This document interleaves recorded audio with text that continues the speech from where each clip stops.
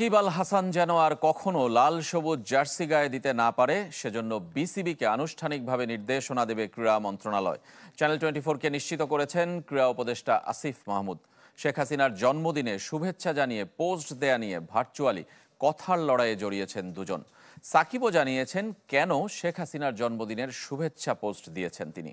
আজকে যে এই বাচ্চা ছেলে আসিফ মাহমুদ, সে সাকিবের বিরুদ্ধে। আসিফ মাহমুদ সাকিব আল হাসানের ফেসবুক যুদ্ধ, যার শুরুটা রোববার রাতে সাকিবের এক পোস্টকে কেন্দ্র করে। সাবেক প্রধানমন্ত্রী শেখ হাসিনাকে জন্মদিনের শুভেচ্ছা জানান নাম্বার 75। এরপর ক্রীড়া উপদেষ্টা ও সাবেক অধিনায়কের পাল্টাপাল্টি স্ট্যাটাসে উত্তপ্ত হয় সামাজিক যোগাযোগ মাধ্যম। সেখানে সাকিবকে আক্রমণ করেন সার্জিস আলম, হাসনাত আবদুল্লাহ, সাদিক কায়েমের মতো জুলাই বিপ্লবের অগ্রসেনানীরা। সোমবার আবারও ফেসবুকে পোস্ট দেন আসিফ মাহমুদ, যেখানে উপদেষ্টার সাথে সাকিবের কথোপকথনের অংশ তুলে ধরেন। শুধু ভালো ক্রিকেটার বলেই পুনর্বাসনের সুযোগ নেই, স্পষ্ট জানিয়ে দেন। চ্যানেল 24-কে নিজের প্রতিক্রিয়া দিয়েছেন আসিফ মাহমুদ।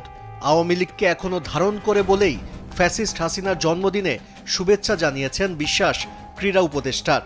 যতবার তিনি দেশে আসার জন্য চেয়েছেন এবং খেলার জন্য চেয়েছেন, ততবার তিনি আমাকে বলেছেন যে ভাই, আমাকে জোর করে নমিনেশনটা দেওয়া হয়েছে, আমি রাজনীতির সাথে জড়িত না, আমি শুধু এমপি ইলেকশনটা করেছি, এলাকার মানুষের জন্য কাজ করতে চেয়েছি। কিন্তু আসল সত্যটা তো হচ্ছে তিনি আসলেই আওয়ামী লীগের রাজনীতির সাথেই আষ্টেপৃষ্টে জড়িত, যেটার প্রমাণ আমরা পেলাম। যোগাযোগ করা হয় সাকিবের সাথেও। মত প্রকাশের অধিকার সবার আছে বলে মনে করেন তিনি। সে তো সবসময় সিরিয়াসলি খেলা ফলো করছে, খেলা দেখছে কিংবা খেলা করছে, তাই না? খেলার সাথে যুক্ত ছিল এবং খুব ভাবেই অতপ্রত ভাবেই যুক্ত ছিল।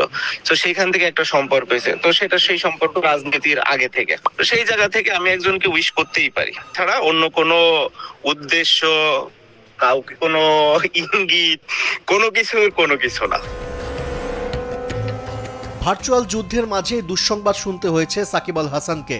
অর্থ পাচার সহ অবৈধ সম্পদ অর্জনের অভিযোগ অনুসন্ধানে নতুন কমিটি গঠন করেছে দুর্নীতি দমন কমিশন। তবে বড় ধাক্কাটা আসতে যাচ্ছে ক্রিকেট বোর্ড থেকে। ক্রীড়া উপদেষ্টা নিশ্চিত করেছেন মন্ত্রণালয় থেকে বিসিবিকে আনুষ্ঠানিকভাবে জানানো হবে সাকিব যেন আর কখনো লাল সবুজ জার্সি গায়ে দিতে না পারে। তাকে বাংলাদেশের পতাকা বহন করতে দেয়া বা বাংলাদেশের জার্সির পরিচয় বহন করতে দেয়া, এটা আমার পক্ষে কোনোভাবেই সুযোগ করে দেওয়া সম্ভব না। ইতিপূর্বে এটা আমি বোর্ডকে এইভাবে না বললেও এখন বোর্ডের প্রতি আমার স্পষ্ট নির্দেশনা থাকবে যে সাকিব আল হাসান কখনোই বাংলাদেশের টিমে আর খেলতে পারবেন না। তাহলে কি সত্যি আনুষ্ঠানিকভাবে শেষ হয়ে যাচ্ছে বাংলাদেশের ক্রিকেটে সাকিব অধ্যায়?